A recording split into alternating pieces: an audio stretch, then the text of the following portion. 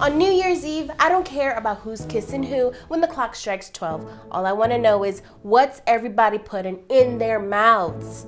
Food. I'm talking about food.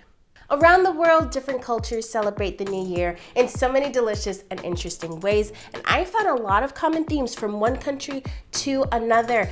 Foods for prosperity, longevity, good fortune, and even love. So today I'm going to share 12 different traditions so that you can have a chance to get super lucky in the new year. Noodles for longevity. Many Asian countries prepare various noodle dishes as long noodles represent a long life. My Filipino mom, for example, always prepared pancit, and we would always play a game to see who can dig up the longest noodle piece without it breaking. Lentils for prosperity. Some associate the legume with money because of its coin-like shape. There's sausage and lentils in Italy, rice with lentils in India, and many countries throughout South America dish out variations of cooked lentils. In Peru, they take it a step further and fill their pockets with lentils. Just be sure if you're gonna give this a try out to use uncooked lentils, because you don't want to dampen your wallets. 12 grapes for good luck. 1 grape is eaten for each stroke of midnight throughout Spain, Portugal, Central and South America, and it's quite an ambitious activity, so some opt out for raisins since they're smaller to consume. I've only ever tried eating 12 grapes at midnight at a very leisurely pace. I haven't done it for each second, so I'm gonna give it a try today. Don't do this at home. I don't want y'all choking before the new year even begins. Okay, promise? All right, time me. 3, 2, 1.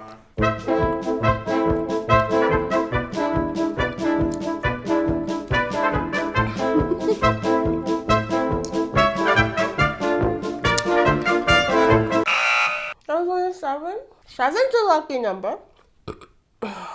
Pomegranates for good fortune, prosperity, and fertility. Folks in Turkey are known to eat this glorious jeweled fruit, and over in Greece, some are even known to take a single pomegranate, hang it over their door, get it blessed at the church, and then at midnight, one person throws it in the front doorway in hopes in getting out as much seeds as possible. The more seeds, the more good luck everyone in the house will have. Bonus, if you get some of that pomegranate juice on your foot, you're set. Eggs to predict the new year.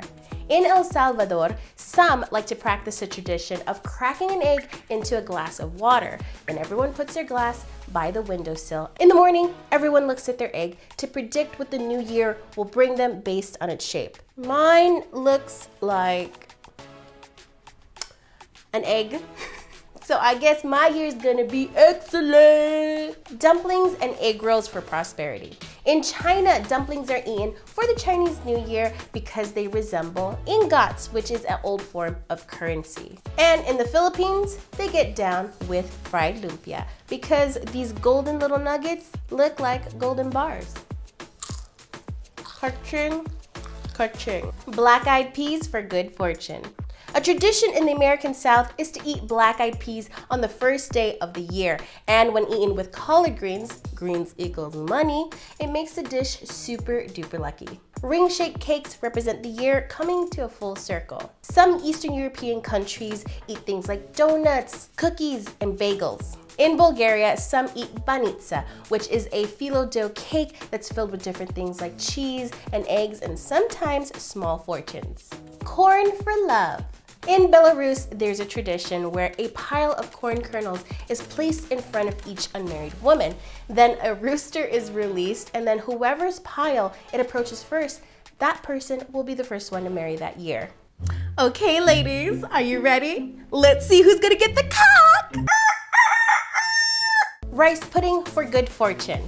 In Sweden, some hide a single almond in some rice pudding. Whoever finds that almond is said to be the luckiest one for the next year. Fish for prosperity, abundance, and progress. Across Asia and Europe, whole fish is served as a symbol of moving forward since the head and tail are still attached. And they travel in schools, a sign of abundance. And pickled herring is also a popular dish as a silver skin resembles coins. Alcohol, a worldwide tradition. From whiskey to champagne, countries all over the world have celebrated the beginning and end of a new year with a booze-inspired toast. The act of clinking glasses may have originated out of superstition, as some believed that the sound would ward off evil forces, while others claim that it was a way to ensure that no one was poisoning each other's drinks. So by aggressively clinking, the fluids would slosh from one glass to another, and they would all be merry. Hopefully. I like to see it as an act of solidarity. So here's a toast to the end of another year of getting our asses kicked and loved by life. Cheers, my friends, to a new year of a little more lovin'. Oh, and cheers to world peace.